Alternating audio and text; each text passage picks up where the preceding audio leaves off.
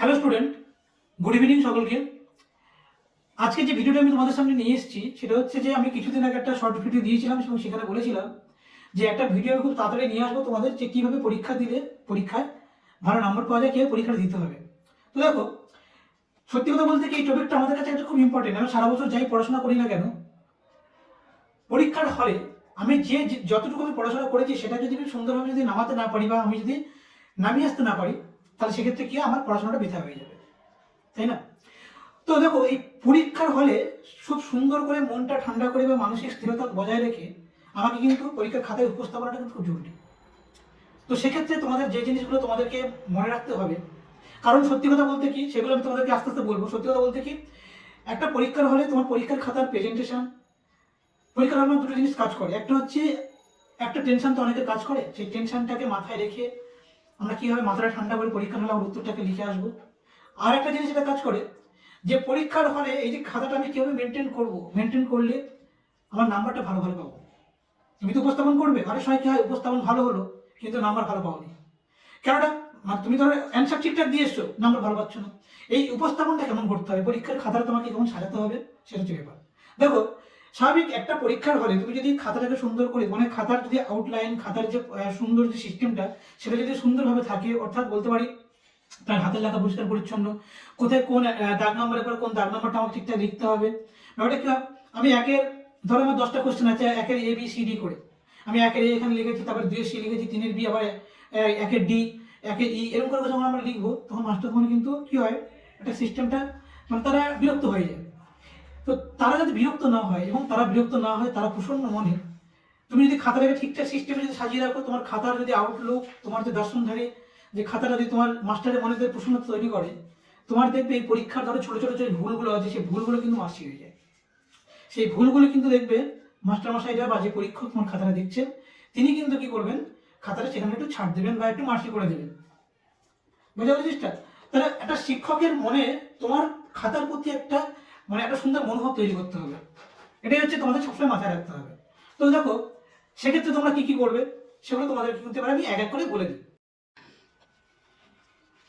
দেখো, ধরো তোমাদের একটা সাদা খাতা তোমাদের দেওয়া হয়েছে। এই সাদা খাতার প্রথম যে পেজটা, তোমাদের রোল নাম্বার, নাম্বার টাম্বার সবকিছু লেখালেখি করতে হবে।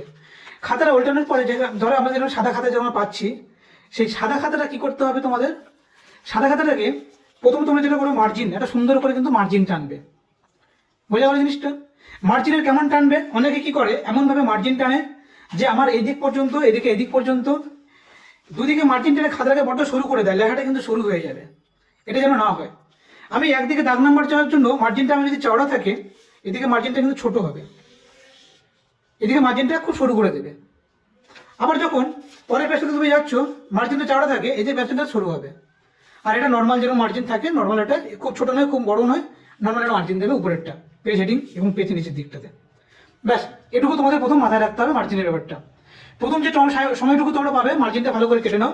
তাহলে খাতা চারদিকে যে বর্ডারটা হয়ে গেল হবে। অনেক সময় দাগ নাম্বারটা আমরা বুঝতে পারি না, যতটা পারবে চেষ্টা করবে মার্জিনটা টেনে দেওয়ার, এবং এপারটা একটু মুড়ে রাখবে। যদি আমাদের দেখা যাচ্ছে কি আমি ঠিকঠাক টাইম পাচ্ছি না আমার মার্জিন কাটার জন্য, অন্তত এটা মুড়ে রাখবে যাতে আমার এই লেখাটা যেন দাগ পর্যন্ত থেমে যায়। এটা একটা জিনিস করার চেষ্টা করবে।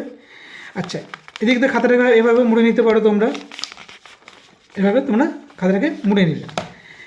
এই যে খাতাটা আমার দেখো, এদিকে তাহলে আমি কত চওড়া করে করলাম, এদিকে কত সরু করে করলাম, এটা এরকমভাবে এটা লক্ষ্য রাখবে। তারপরে যেটা চলে যাবে যে ফার্স্ট পেজে ধরো তোমাদের জিওগ্রাফি আছে বিভাগ কয়ে, এমসিকিউ আছে কত 14টা। তাহলে কি করবে, দেখো প্রথমে কিন্তু তোমরা এই যে বিভাগ ক লিখছো, প্রথমে তোমরা লিখছো, তাহলে কি বিভাগ ক লিখছো। বিভাগ ক লিখে এই যে তোমার একের দাগ দিয়ে আমাদের যে তোমার রোমান হরফের 1, 2, 3 করে যেটা লেখা থাকবে সেগুলো তোমাদেরকে কিন্তু করে যেতে হবে। একটা কথা বলে রাখি, যেটা ধরো তোমার একের দাগের 1, 2, 3 মনে পড়েছে, 4 নম্বর দাগটা তোমার হয়তো মনে নেই, তাহলে এখানে কিন্তু 5 নম্বর কোনো রকমভাবে লিখবে না। আবার এখানে কোনো রকমভাবে আবার 8 নম্বর 7 নম্বরটা ঢুকিয়ে দেবে না, এখানে কোনো রকম আবার x1টা ঢুকিয়ে দেবে না, আবার এখানে x, এখানে আবার vi। তাহলে এরকমভাবে করলে কি হবে, ওলট পালট জিনিসটা হয়ে যাবে। এটা তোমরা কিন্তু কখনোই কিন্তু করবে না। এটা কি করবে, এখানটায় আমার একের দাগ নম্বর দিয়ে, তুমি খুব ভালো করে জানো যে আমার এই প্রশ্নটা কিসের, MCQ প্রশ্ন। একটা অ্যান্সার লেখার জন্য কিন্তু আমাকে যে এতটা আমি বুঝতে পারবো না যে এতটা পেজ ছাড়বো না অতটা পেজ ছাড়বো, এটা তো সামান্য বোঝাই ব্যাপার আর কি। আমি যখন দিচ্ছি একের এক দাগ দিয়ে আমি অ্যান্সারটা লিখলাম, দুইয়ের এক দাগ দিয়ে দুই দাগ দিয়ে অ্যান্সারটা লিখলাম, তাহলে দেখো এক্ষেত্রে কি করবে তোমরা, আমার MCQ যা আসবে ফুল বাক্যতে অ্যান্সার দিতেই হবে তোমাকে। অ্যান্সার মানে MCQর ফুল বাক্যের অ্যান্সারটা করার চেষ্টা করো, তাহলে কিন্তু এটা খুব ভালো হয়। ফুল বাক্যের অ্যান্সার করলে কিন্তু মাস্টার মশাই বা পরীক্ষকের মনে কিন্তু একটা আলাদা স্বস্তি আসে, আলাদা প্রসন্নতা আসে, তারা এক লাইন পড়ে অ্যান্সারটা করে যেতে পারে, তাদেরকে বারবার প্রশ্নটা দেখতে হয় না। তাহলে সেক্ষেত্রে কি করবে তোমরা, যে ফুল বাক্যে তুমি অ্যান্সারে লিখবে। এবার ধরো কোনো কারণে তুমি ধরো 1 2 3 4 নম্বর দাগ গিয়ে তুমি ধরো আটকে গেলে কোনো কারণে, এই 4 নম্বর দাগটা তোমার আটকে গেছে, এটা তোমার চলছে না বা পাচ্ছ না, তুমি কি করবে, এই 4 নম্বর দাগের যে কোশ্চেন হেডিংটা আমার যেটা আছে কোশ্চেন হেডিংটা লেখো, অ্যান্সারের জায়গাটাকে হাইফেন দিয়ে ফাঁকা রেখে দাও, একটু জায়গা বড় জায়গা করে ফাঁকা রেখে দাও। তারপর একটু ফাঁক দিয়ে তুমি আবার 5 নম্বর দাগটা লেখো, আবার 5 নম্বর দাগটা তুমি একটু নিচে এসে লেখো, আবার সেটাকে লেখো। তাহলে এই যে তুমি যে ফাঁকাটা রেখে দিলে, পরবর্তীকালে তোমার যদি অ্যান্সার মনে থেকে যায় বা থাকে বা মনে পড়ে যায়, তুমি সেখানে যে অ্যান্সারটা লিখে দেবে। কোনো রকম ভাবে আমার দাগ নাম্বারটাকে স্কিপ করে চলে যাবে না। ধরো আমি 3 নম্বর দাগ পর্যন্ত লিখলাম, তারপরে আমি 6 7 ঢুকিয়ে দিলাম, 5 আর 4 আউট করে দিলাম, এটা কিন্তু যেন না হয়, এটা করবে। তাহলে আমার কি হয়, এই দাগ নাম্বারের সিকোয়েন্সটা যদি আমার মেনটেন করা থাকে, তাহলে সেক্ষেত্রে কিন্তু শিক্ষক মশাইরা কিন্তু সন্তুষ্ট হয় এবং তারা খুশি হয়। যতটা পারবে তোমরা শর্ট কোশ্চেনের যে দাগ নাম্বারগুলো আছে আমাদের বিভাগ খ যে দাগ নাম্বারগুলো আছে, সেই শর্ট কোশ্চেনগুলোকে তোমরা কি করবে, মেনটেন করার চেষ্টা করবে। এটা গেল প্রথম গল্প। তাহলে বুঝতে পারলে ব্যাপারটা। তাহলে আমার যখন বিভাগ খ আমি যখন শেষ করে দিলাম, এবার আমার পরের পার্ট আসবো। তাহলে যত চেষ্টা করবে শর্ট কোশ্চেনগুলোকে ভালো করে মেনটেন করার। বিভাগ খ যখন তুমি গেলে, ঠিক আছে, বিভাগ ক্ষয় তোমার একটা থাকবে শুদ্ধ অশুদ্ধ হোক, শূন্যস্থান পূরণ, এক কথা উত্তর, স্তম্ভ মিলন, পরপর তুমি সেই জিনিসগুলো করে যাবে। শর্ট কোশ্চেনের যে সিকোয়েন্সটাকে মেনটেন করার চেষ্টা করবে। দেখো এবার আসি আমরা 2 নম্বর 3 নম্বর এবং 5 নম্বর, আমাদের তো ভূগোলের তো বড় কোশ্চেনের এগুলো আছে, আমাদের শর্ট কোশ্চেন বাদে অর্থাৎ 1 নম্বরের প্রশ্ন উত্তরগুলো বাদে আমাদের যাবো কোথায়, আমরা 2 নম্বর 3 নম্বর এবং 5 নম্বরের সর্বোচ্চ প্রশ্নগুলো আছে। তো 2 নম্বরের যে প্রশ্নগুলো আছে আমাদের কেমন প্রশ্ন পড়ে সেটা আমি তোমাদেরকে দিয়েছিলাম, যেমন কিউ শেক কি, কিউ মেক কি, ষষ্ঠ ঘাতের সূত্র কি, বা ধরো তোমাদের পড়ে গেল বৈজাত প্রক্রিয়া কাকে বলে বা বৈজাত প্রক্রিয়ার সংজ্ঞা দাও। এরকম ধরনের যদি তোমাদের প্রশ্ন পড়ে, তাহলে সেক্ষেত্রে মাত্র কিন্তু তোমাদের শুধু সংজ্ঞাটাকে দিতে হবে, যে বৈজাত প্রক্রিয়া কাকে বলে, শুধুমাত্র সংজ্ঞা দিলে কি হয়তো অর্থ একটুখানি দিলে। কিন্তু যদি তোমার টিকা পড়ে যায় 3 নম্বরে যদি পড়ে যায় বৈজাত প্রক্রিয়া সম্পর্কে, তাহলে তোমাকে কি লিখতে হবে, এরকম দেখো পয়েন্ট করে তোমার দাগ নাম্বার তুমি দেবে, দাগ নাম্বারটা লেখার পরে টিকা হাইফেন দিয়ে বৈজাত প্রক্রিয়া একটা কোলন চিহ্ন দেবে। প্রশ্ন লিখছো না, প্রশ্নের যে মেন হেডিং বা যে টপিকটার প্রশ্ন তোমার চেয়েছে, মানে যে উত্তরটা চেয়েছে তো যে টপিকের উপরে বা যে প্রশ্নের উপরে, সেটাকে তুমি কি করছো, প্রথমে এরকম হেডিং করে লিখে নিলে। লিখে নিয়ে এবার তার আন্ডারে এরকম ছোট ছোট বুলেট দিয়ে সাব পয়েন্ট করবে। দেখো আমি এখানে কি করেছি, কালো কালিতে কিন্তু হেডিংটা করেছি, কালো কালিতে হেডিংগুলো করার চেষ্টা করেছি, নীল কালিতে আমি লেখার চেষ্টা করেছি। এক্ষেত্রে কি হয়, দেখতে সৌন্দর্যটা তোমাকে কিন্তু তৈরি করতে হবে। আমি কি করব, এই যে দেখো ছোট ছোট লাইন, একটা লাইন দুটো লাইন আমি এখানে থামিয়ে দিয়েছি, আবার এটা প্যারা চেঞ্জ করে পরের পয়েন্ট আমি লেখার চেষ্টা করেছি। সেক্ষেত্রে কি হবে, দেখো যখন আমরা তোমার একটা লিখবো, সেক্ষেত্রে কি লিখেছো, এতটা গভীর জলে আমরা যেতে চাই না, এত গভীর পড়ে আমরা পড়তে পারি না বা অনেকে পড়ে না। সেক্ষেত্রে কি হয়, ছোট ছোট লেখা, ছোট ছোট জিনিসগুলো কিন্তু আমাদের ভাঙতে সুবিধা হয়, পড়তে সুবিধা হয়। সবসময় দেখবে যে কোনো ছোট জিনিস, যেমন আমাদের যে কোনো ছোট জিনিস আমরা কোনো জিনিস যখন খাই কি করি, দাঁত দিয়ে চিবিয়ে ভালো করে খাই যাতে হজমটা ভালো হয়, ঠিক তেমনি এরকম ছোট ছোট জিনিস কিন্তু মানুষ কিন্তু ভালোভাবে নিতে পারে। তো সেক্ষেত্রে কি করবে, এবং ছোট ছোট লেখার মাধ্যমে তোমরা সেভাবে তুলে ধরবে, পয়েন্ট ভিত্তিক লেখার চেষ্টা করবে, ফাঁক দিয়ে এরকম লেখার মধ্যে যেন একটা গ্যাপ থাকে, তাহলে দেখতে সুন্দর লাগবে। সংজ্ঞাটা তাহলে এইভাবে দেবে, যদি মাত্র তোমার শুধু সংজ্ঞা পড়ে তাহলে শুধুমাত্র সংজ্ঞা তোমাকে লিখতে হবে, পাশে পারলে অর্থটা, এইটুকু অংশ তোমাকে লিখতে হবে।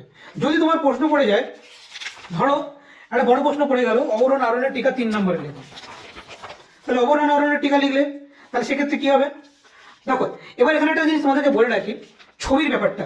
ছবিটা কেমন করবে, ধরো টিকা লিখছো অবরোহণ প্রক্রিয়া, তার সংজ্ঞা, উদাহরণ, তার কি কি প্রক্রিয়া আছে, অবরোহণের নিয়ন্ত্রক কার্ড, আমি এখানে জাস্ট এরকম করে দিয়েছি 3 নম্বরের জন্য। পাশে কি করবে, যখন লিখছো একটা স্কেল দিয়ে জাস্ট একটা ছক কেটে দেবে, জাস্ট একটা স্কেল দিয়ে একটা ছক কেটে দেবে। অর্থাৎ এই যে ছোট ছোট ছবিগুলো তুমি যে স্কেচগুলো করে দেবে, এই ছবিটা আঁকার জন্য কিন্তু বেশি টাইম লাগবে না। তুমি কি করবে, একটা জাস্ট একটা ভূমি করবে, ঠিক আছে, এই ভূমির উপরে তুমি একটা উঁচু অংশ ধরো দেখিয়ে দিলে, নিচু অংশ ধরো দেখিয়ে দিলে, তাহলে তুমি কি করবে, একটা মূল ভূখণ্ড এটা তুমি হাইফেন দিয়ে দেখিয়েছ বা পূর্বের ভূমি, আবার তুমি কি করছো, এটা ডটের লাইন দিয়ে এটা করছো বর্তমান ভূমি। তাহলে এখানে কি হচ্ছে, এবার এটা এই যে জায়গাটা তীর চিহ্ন দিয়ে বর্তমান ভূমি, যেটা আমার আগের যে ভূমিটা ছিল বর্তমান ভূমিটা আমি তীর চিহ্ন দেখিয়ে দিলে, ঠিক আছে, এটা তোমার কি হচ্ছে, অবরোহণ প্রক্রিয়া। তাহলে চিত্র তুমি অবরণ প্রক্রিয়া দিচ্ছে যে আগে কেমন ভূমি ছিল বা এখানে বর্তমান ভূমি কেমন হচ্ছে। বর্তমান ভূমিরূপটা কেমন, আমার এই উঠছে, আর আগে আমার ভূমিরূপটা আমার এই ছিল। তাহলে এখানে একটা তীরচিহ্নিতে ডাউন দেখিয়ে দেবে, এটা উঠতে দেখিয়ে দেবে। তাহলে আমার অবনমিত ভূমিটা আস্তে আস্তে কি হচ্ছে, অবনমিত ভূমিটা আমার উত্থিত হচ্ছে, আর উঁচু ভূমিটা আমার অবনমিত হচ্ছে। এটা হচ্ছে এটা আরোহণ প্রক্রিয়া, অবরণ প্রক্রিয়া। তা তুমি এখানে অবরণটা দেখাচ্ছ, এখানে অবরণটা দেখিয়ে দিলে। তাহলে ব্যাপারটা কি হচ্ছে, তাহলে এই যে ছোট একটা ছবি তুমি দেখিয়ে দিচ্ছ, এই লেখাটা কিন্তু একদম পুরো মানে কোয়ালিটি পুরো তোমার মেনটেন করবে। 3 নম্বরের এই লেখাগুলোর পাশাপাশি কিন্তু অবশ্যই ছবি দেবে। সবসময় যে বড় প্রশ্ন ছবি দেবে 5 নম্বরের ছবি দেবে তা নয়, কিন্তু 3 নম্বরের প্রশ্ন কিন্তু অবশ্যই ছবি দেবে। যতটা যেখানে আমার ছবি দেওয়া যাবে সেখানে কিন্তু ছবি দেওয়ার চেষ্টা করবে। এই যে ছোট একটা স্কেচ করতে বেশি কতক্ষণ লেগেছে, হয়তো আমার হার্ডলি 10 সেকেন্ড। এখানে এই চিত্র হেডিংটা কিন্তু অবশ্যই নিচেতে কিন্তু লিখে দেবে যে আরোহণ। আরোহণ প্রক্রিয়া তোমার কিন্তু অবশ্যই এটা কিন্তু লিখে দিতে হবে নিচের দিকে। বুঝতে পারলে ব্যাপারটা? তারপরে চলে গেলাম আমরা এবার ক্ষয়ীভবন কাকে বলে শুধু সংজ্ঞা। এবার তোমার বলে যে ক্ষয়ীভবন কাকে বলে, আবহবিকার কাকে বলে, এই ধরনের যে সংজ্ঞাগুলো তোমার যদি দেয়, তাহলে সংজ্ঞার ক্ষেত্রে কিন্তু শুধুমাত্র সংজ্ঞাটা দেওয়ার চেষ্টা করবে। তবে একটা জিনিস, আমি দেখো এখানে একটা ছোটো ছোটো স্কেচ করার চেষ্টা করেছি, এটা পাহাড় করে দিয়েছি, এটা অবনমিত অংশ করে, মানে এখান থেকে আমার ভূমিটা ধসে আসছে, সেটা আমার এখানে যে জমা হচ্ছে, এটা পর্বতের পুঞ্জিত ক্ষয় করার চেষ্টা করেছে। এরকম ছোটো তোমার যখন টাইম থাকবে না, পাশাপাশি ছোটো ছোটো স্কেচ করে দেবে। যেমন দেখো আমি কি করেছি, এখানটায় জলচক্র দেখানোর চেষ্টা করেছি, নদী অববাহিকা দেখানোর চেষ্টা করেছি, বা ধরো আমার এখানটায় জলবিভাজিকা, উপর থেকে একটা উচ্চভূমি, উচ্চভূমি থেকে আমি নদী অবস্থা আলাদা করে দিয়েছি, তীরচিহ্নিতে এদিকে আলাদা দিয়ে তীরচিহ্নিতে বার করে দিয়েছি। ধরো আমার পড়লো আদর্শ নদী কাকে বলে, সংজ্ঞা তার উদাহরণ অবশ্যই দেবে। যে সমস্ত জায়গাগুলোতে সংজ্ঞাগুলোতে তোমাদের উদাহরণ যাবে, সেক্ষেত্রে কিন্তু তোমরা কিন্তু অবশ্যই এই উদাহরণগুলো কিন্তু দেওয়ার চেষ্টা করবে। দ্বিতীয় যে জিনিসটা বলবো, যে কোনো বড় প্রশ্ন লেখার ক্ষেত্রে আরেকটা জিনিস এটা মনে রাখবে, একটা ইন্ট্রোডাকশন পার্ট দেওয়ার চেষ্টা করবে। ডিরেক্ট কোনো পয়েন্টে যাওয়ার চেষ্টা করবে না, একটা ইন্ট্রোডাকশন পার্ট দিতে পারলে খুব ভালো হয়। যেমন দেখো নদী কী কী পদ্ধতিতে বহন কাজ করে, ঠিক আছে? তাহলে আমি একটা লিখেছি উচ্চ গতিতে সৃষ্ট ক্ষয়জাত পদার্থ, মধ্য গতিতে সেটা বহনের দিকে বয়ে যায়, বহন প্রক্রিয়া 4টি সংগঠিত। বা তোমরা এত যদি না লিখতে পারো যে নদীর বহন কাজের 4টি প্রক্রিয়া সংগঠিত হয়, সেগুলি হলো বলে তোমাকে হাইফেন দিয়ে দ্রবণ, ভাসমান, লম্পদান, আকর্ষণ পদ্ধতি তোমাকে দিয়ে দিতে হবে। তাহলে এক্ষেত্রে কী হবে, এই যে তুমি বলছো দেখো যে নদীর বহন ক্ষমতার 4টি পর্যায়ে লক্ষ্য করা যায়, সেগুলি হলো, বা নদীর 4টি পর্যায়ে বহন প্রক্রিয়া সংগঠিত করে, সেগুলি হলো বলে তুমি এই 4টে পর্যায়ে তুমি তাহলে লিখে দিলে। তাহলে 4টে পয়েন্ট পয়েন্ট করে তুমি অ্যান্সারগুলো লিখছো। বোঝা গেল জিনিসটা? তবে একটা জিনিস তোমাকে এখানে একটা জিনিস মনে করিয়ে দিই, ধরো কোনো কারণে পরীক্ষার সময় শেষ হয়ে যাচ্ছে, তোমার ধরো এই 3 নম্বরের প্রশ্নটা লিখতে বাকি ছিল, সেক্ষেত্রে কি করবে, প্রশ্নের হেডিং লিখে দেবে নদীর বহন কাজের পদ্ধতি। নদীর বহন কাজের পদ্ধতি তাহলে লিখছো তুমি এখানটায়, ঠিক আছে? ধরো তুমি কি করলে, একটা দাগ নাম্বার দিয়ে লিখছো, এরকম বুলেট করলে, এরকম একটা বুলেট করবে, দাগ নাম্বার দিয়ে দিয়েছো হয়তো 2-এর এ বা 3-এর এ দিয়ে দিলে, 3-এর এ দাগ দিয়ে তুমি একটা বুলেট করলে, লিখছো যে নদীর বহন কাজের পদ্ধতি।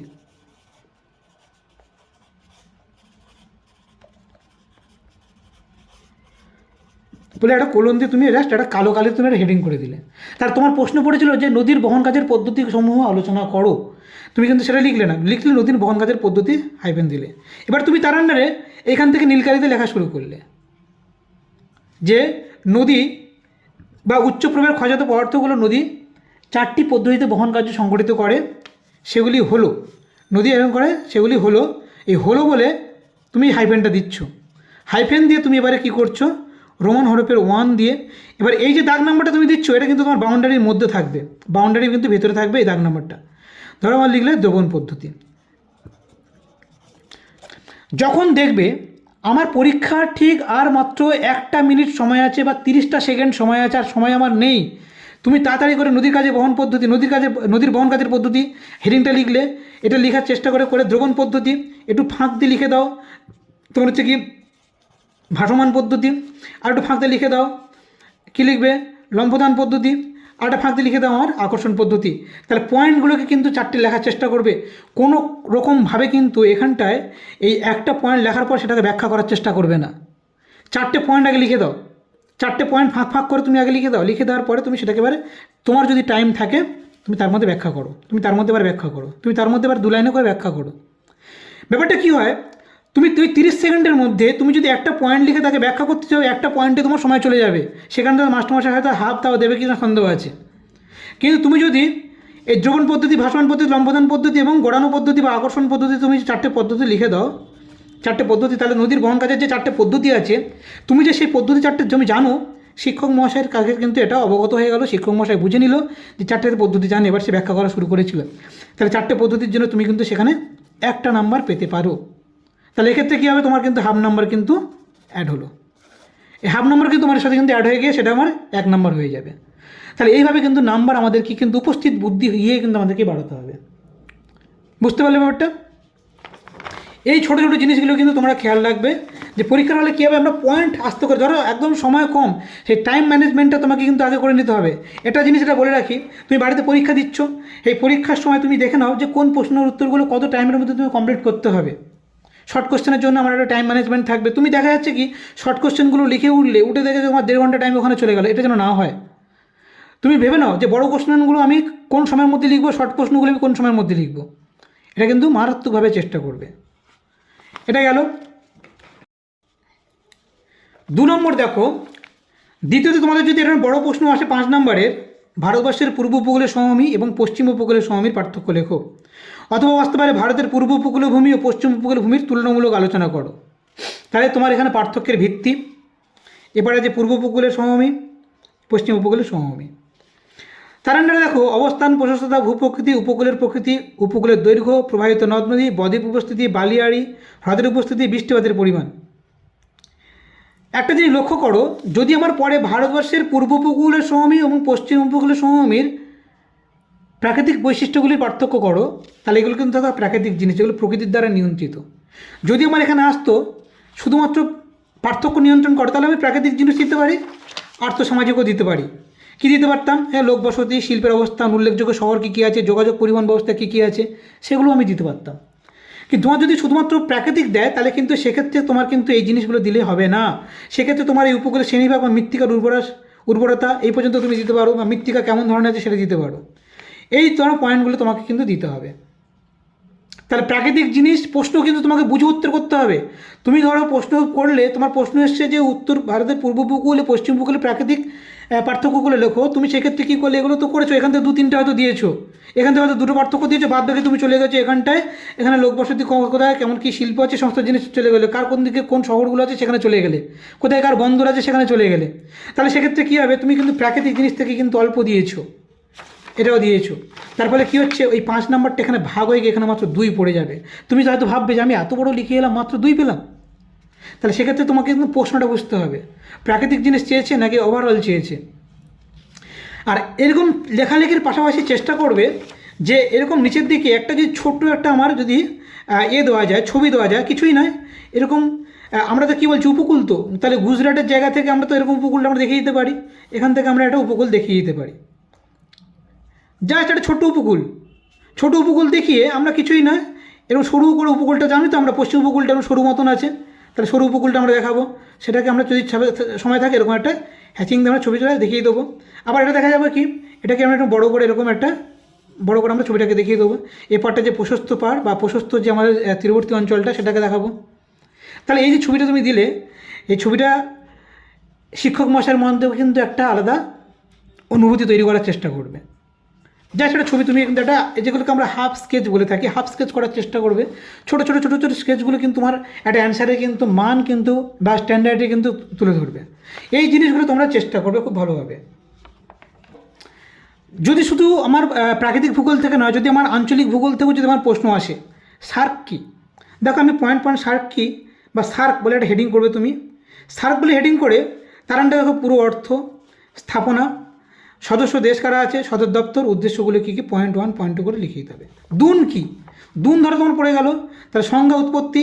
তবে যদি এখানে একটা স্কেচ করে দিতে পারো ভারতের, তাহলে সেটা কিন্তু খুব ভালো হয়। তবে যদি না থাকে 2 নম্বরের জন্য অত না করলেও চলবে, শুধু সংজ্ঞার উৎপত্তিটা দিয়ে দিলে হবে, বা কীভাবে উৎপত্তি হয়েছে আমার 2-একটা উদাহরণ দিয়ে দিতে হবে, পয়েন্ট দিয়ে উদাহরণটা তোমাকে দিয়ে দিতে হবে। ঠিক আছে। কাশ্মীর উপত্যকা কাকে বলে, দেখো আমি এমন স্কেচ যেমন করে দেওয়ার চেষ্টা করেছি যে জম্মু কাশ্মীরে পীরপঞ্জল জাসকর, তাহলে আমি সংজ্ঞাটা দেওয়ার চেষ্টা করেছি, কীভাবে উৎপত্তি হয়েছে সেটা দিয়েছি, 2 বৈশিষ্ট্য ছোটো ছবি দিয়ে দিয়েছি। ঠিক আছে। এরকমভাবে তোমাদের কিন্তু করতে পারো খুব সুন্দরভাবে। পূর্বাচল কী, এরকমভাবে আমি কিন্তু এই 2 নম্বর 3 নম্বরের প্রশ্নগুলো কিন্তু আমি দিয়েছি এখানটায়। ধরো তোমাকে প্রশ্ন পড়েছে মরুস্থলী কী, তাহলে মরুস্থলী তুমি লিখেছো, তাহলে মরুস্থলী লেখার পাশাপাশি যদি আমি এখানে মরুস্থলীর ছোটো একটা ছবি স্কেচ দিয়ে দিই আমি, তাহলে সেক্ষেত্রে কিন্তু খুব একটা অসুবিধা হবে না। এটা দিয়ে দিলে তোমার কিন্তু এই অ্যান্সারটা মরুস্থলী কী, তাহলে সেটা কিন্তু তোমার একটা খুব সুন্দর অ্যান্সারের স্ট্যান্ডার্ডে তৈরি করে। ধরো 2 নম্বরে পড়ে গেছে, তোমার 2 নম্বরে পড়েছে মরুস্থলী কী, মরুস্থলী তুমি লিখছো, পাশে একটা ছোট্ট একটা স্কেচ করে দিলে। এটা তুমি চেষ্টা করবে হাতে স্পিড, পরীক্ষার হলে কিন্তু কোনো রকমভাবে টাইম নষ্ট করার চেষ্টা করবে না। পরীক্ষার হলে তুমি যে সময়টুকু পাচ্ছ প্রথমে, সেটাকে কিন্তু যেভাবে কাজে লাগানোর চেষ্টা করবে। তারপর দেখো এখানে ব্যাক ওয়াটার্স বা কোয়াল কি, আমি তোমার এতটা দরকার নেই, তুমি এই গুজরাট থেকে ছবিটা আঁকো, দিয়ে এখানে দুটো আমার কোয়াল দেখিয়ে দাও, উত্তর সরকার উপকূলটা দেখিয়ে দেওয়া হবে, হ্যাঁ, বৃহদ্রণ বা কচ্ছেরণটা দেখিয়ে দেবে এইভাবে। তাহলে এভাবে কী হবে, এটা অ্যান্সারের কোয়ালিটি দিতে পারবে। আমি এখানে যদি পয়েন্টগুলো করা হয়নি, গড়পড়তে আমি লিখে দিয়েছিলাম, তাহলে এক্ষেত্রে কী হবে, তোমার এইভাবে ছোটো যদি একটা স্কেচ তুমি দিতে পারো, নাম্বারটা কিন্তু স্ট্যান্ডার্ডটা ভালোভাবে বেড়ে যাবে। এটা খেয়াল রাখবে সবসময়। ধরো আমার একটা প্রশ্ন পড়েছে, বায়ুমণ্ডল বা সমুদ্রতে সৃষ্টির কারণগুলি সংক্ষেপে আলোচনা করে। এবছর তো তোমাদের প্রশ্নটা খুব ইম্পর্টেন্ট আছে। তো সমুদ্র সৃষ্টির কারণ এরকম হেডিং লিখে হাইপেন দিয়ে দিলে, ডবল আন্ডারলাইন করতে পারো, একটা আন্ডারলাইন করতে পারো, তোমাদের সময় অনুযায়ী পাশে একটা বুলেট দেবে, অ্যান্সারটা দেখতে সুন্দর লাগবে। দেখো আমি খুব সুন্দর করে ছবিটা দিয়েছি। বায়ু প্রভাব পয়েন্ট করছো, পৃথিবীর আবর্তন গতি ও কোরিওলিস বল। 3 নম্বর পয়েন্ট, সমুদ্র জলের তারতম্য, উষ্ণতার তারতম্য। ঠিক আছে, যেমন একটা উদাহরণ দিয়েছি, প্রত্যেকটা সংখ্যা দিতে পাশে কিন্তু একটা উদাহরণ দেওয়ার চেষ্টা করেছি। আমার লেখাগুলো একটু হয়ে গেছে, লেখাগুলো যতটা পারো। তারপর দেখবে কী হবে, তারপর দেখো এখানটা তোমাদের যে জিনিসটা আছে, সমুদ্র জলের লবণতা ঘনত্ব, হিমবাহের গলন, ঋতু পরিবর্তন, তার সংজ্ঞা, তার উদাহরণ, সংজ্ঞা উদাহরণ কিন্তু পরপর দেখেছি। উপকূলের আকৃতি, এটা চেষ্টা করেছি একটা উপকূল ছবি আঁকার। তারপরে দেখো এখানটা আছে সমুদ্র স্রোতের প্রভাব, সমুদ্র স্রোতের কী কী প্রভাব আমাদের চারিদিকে দেখতে পাই। মগ্নচড়া সৃষ্টি সম্পদ আহরণ করছে, তার উদাহরণ দিয়ে দিয়েছি।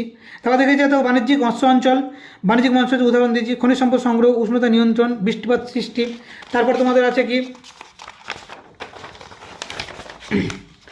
তুষারপাত সৃষ্টি, কুয়াশা ঝড়ঝঞ্ঝা সৃষ্টি, মরুভূমি সৃষ্টি, বিশ্ব জলবায়ুর পরিবর্তন, হিমশৈল থেকে বিপদ, বরফ মুক্ত বন্দর। ধরো তোমাদের একটা 5 নম্বরের প্রশ্ন পড়ে গেল, এটাকে তুমি কী করলে, টাইম নেই তোমার হাতে, মাত্র 2 মিনিট টাইম আছে। ওই যেরকম যেটা কী বলেছিলাম, যে এরকম দাগ নাম্বার দিয়ে ফাঁক করে আগে অ্যান্সারটাকে লিখে নাও। এই জন্য তুমি দাগ নাম্বার দিচ্ছ, ধরো 5-এর A, 5-এর B, ধরো 5-এর B তোমার এই প্রশ্নটা পড়েছে, তুমি সমুদ্র স্রোতের কারণ লিখলে, সমুদ্র স্রোতের কারণগুলি হলো বলে হাইফেন দিয়ে তুমি পয়েন্টগুলো লিখছো। তাহলে কী লিখছো, যে বায়ু প্রবাহ।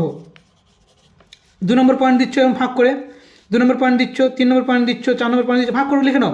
তারপরে কী করবে, তার আন্ডারের অ্যান্সারগুলো লেখো। এইভাবে কী করবে, তোমরা টাইমটাকে বাঁচানোর চেষ্টা করো যখন একদম শেষ মুহূর্তে। কারণ কি, ওই পয়েন্টগুলোর জন্য তুমি নাম্বার পাবে, পয়েন্টগুলোর জন্য কিন্তু তুমি হাফ নাম্বার হলেও কিন্তু বেশি পাবে।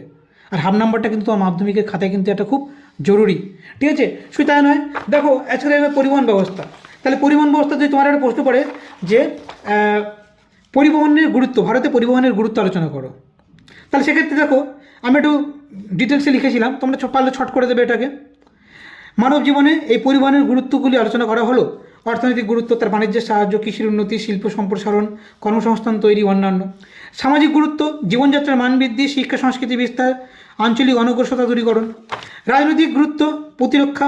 তাহলে দেখো আমি পয়েন্ট করে কেন লিখেছিলাম, কারণ যদি স্টুডেন্টদের প্রশ্ন পড়ে যায় 3 নম্বরে পড়ে যে ভারতের অর্থনীতিতে পরিবহনের গুরুত্ব আলোচনা করে, তাহলে অর্থনীতিতে অলরেডি এখানে কিন্তু আমার 5টা পয়েন্ট করা আছে, অলরেডি 5টা পয়েন্ট কিন্তু আমার অর্থনীতিতে করা আছে অলরেডি। তাহলে সেক্ষেত্রে কিন্তু আমার এটা 5 নম্বরে যেমন করতে পারবো, 5 নম্বরে কেমন করতে পারবে তারা, এখান থেকে 3টে পয়েন্ট নেবে, এখান থেকে একটা নিয়ে নেবে, আবার 3 নম্বরে যদি পড়ে এখান থেকে পুরোটা তারা লিখে দিতে পারবে। তাহলে এইভাবে তাদেরকে প্রিপেয়ার করা হয়, এটা হচ্ছে ব্যাপার। তাহলে এগুলোকে তোমরা খেয়াল করবে।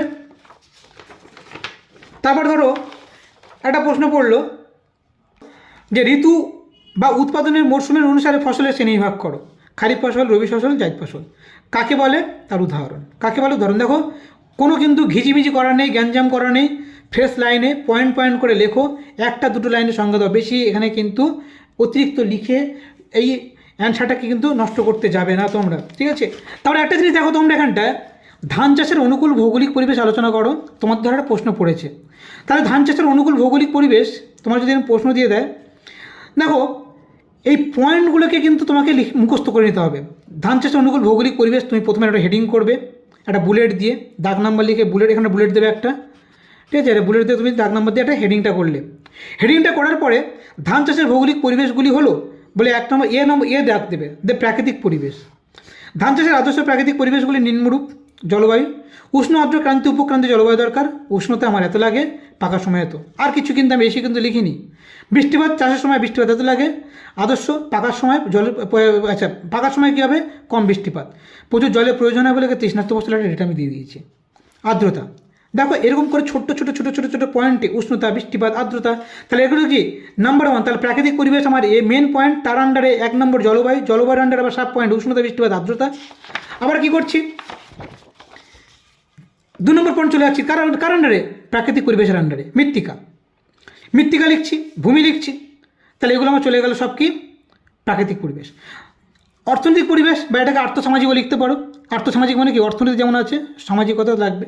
তাহলে শ্রমিক, জলসেচ, সার, কীটনাশক, উচ্চ ফলনশীল বীজ, আধুনিক যন্ত্রপাতি, মূলধন, এগুলো কিন্তু প্রত্যেকটা তুমি ধান, গম যাই করো না কেন প্রায় কিন্তু সব একই রকম পয়েন্ট। শুধু কিছু কিছু ক্ষেত্রে যেমন চা হলে এখানে একটা চা বাদানকারী বৃক্ষ লাগবে, ঠিক আছে, এরকম টাইপের কিছু। তুহিনমুক্ত, তুষারমুক্ত দিন লাগবে জলবায়ুর ক্ষেত্রে, তখন এখানে একটা অ্যাড হবে তুহিনমুক্ত, তুষারমুক্ত, এটা ব্যাপার। তো এই জিনিসগুলো তোমাদের ওখানে অ্যাড করতে হবে, কিন্তু পয়েন্টস হওয়ার কিন্তু একই। তো যদি আমরা একটু কষ্ট করে যদি পয়েন্টগুলোকে আমরা মানে মুখস্থ করে রাখতে পারি, বা পয়েন্টগুলোকে যদি আমরা করে নিয়ে যেতে পারি, এই অল্প সময়ের মধ্যে হয়তো হবে না, সেটা তোমাদের এটা আগে আমার ভিডিওটা দেওয়া উচিত ছিল। এই পয়েন্টগুলোকে যদি তোমরা মেনটেন করতে পারো এবং তার আন্ডারে যে ডেটাগুলো তোমার থাকে, ধরো চা চাষের জন্য কেমন টেম্পারেচার, বৃষ্টিপাত লাগে, কেমন মৃত্তিকা লাগে, কেমন ভূমি লাগে, চা, গম, প্রত্যেকটা ইন্ডিভিজুয়াল যে শস্যগুলো আমাদের আছে, সেই ইন্ডিভিজুয়াল শস্যগুলোর যদি ক্রাইটেরিয়াগুলো বা আমাদের তার মাপকাঠিগুলোকে যদি আমরা মনে করে রাখতে পারি এবং এই পয়েন্টটাকে যদি আমরা মুখস্থ করে নিতে পারি, তাহলে কিন্তু আলটিমেটলি কী হবে বলো তো, আলটিমেটলি এটা কিন্তু দেখতে পাবো যে শর্ট কোশ্চেনের ক্ষেত্রে যেমন সেই জিনিসগুলো কাজে লেগে যাচ্ছে, পাশাপাশি আমার কী হবে, পাশাপাশি আমার বড় প্রশ্নের অ্যান্সারগুলো কিন্তু আমার হয়ে যাবে। তো যাই হোক, যেটা বলবো যে ভালো করে পড়াশোনাটা করো, যেমনভাবে তোমাদেরকে অ্যান্সারগুলো লিখতে বললাম সেভাবে লেখো। আর সত্যি কথা বলতে কি, এভাবে অ্যান্সারটা লিখলে কী হয়, তুমি যতটা খাতাটাকে পরিষ্কার পরিচ্ছন্ন রাখবে, তোমার ছবি, তোমার ডায়াগ্রাম, তোমার পয়েন্ট, লাল কালি বলছি, ব্ল্যাক কালি এবং নীল কালিতে তুমি যদি পয়েন্টগুলোকে ঠিকঠাক করো, তাহলে মোটামুটি দেখবে একটা খাতার সৌন্দর্য তোমার বৃদ্ধি পাবে, ঠিক আছে। আর বাড়িতে এই কয়েকটা দিন একটু লেখার চেষ্টা করো। আর নতুন কিছু পয়েন্ট তোমাদের পড়ার দরকার নেই, নতুন কিছু প্রশ্ন উত্তর আর তেমন দরকার নেই, যেগুলো পড়েছো সেগুলোকে ভালো করে মোটামুটি রিভাইজ করো একটু। আশা করি তোমাদের পরীক্ষা ভালো হবে। যতটা পেরেছি তোমাদের সাহায্য করার চেষ্টা করেছি, আর ভিডিওটা বাড়াবো না এখানটায়। তো সবাই ভালো করে পরীক্ষা দাও, ভালো করে পড়াশোনা করো। এইটুকু সময় তোমরা বাজে আড্ডা, বাজে কিছু বন্ধ করে দিয়ে মোটামুটি পড়াশোনা নিয়ে বই নিয়ে শুধু বসে থাকো, বইটাকে চর্চা করো, আর কিছুই নয়, ঠিক আছে। আবার পরে ভিডিওতে দেখা হবে খুব তাড়াতাড়ি। ভালো করে ততক্ষণ তোমরা পড়তে থাকো।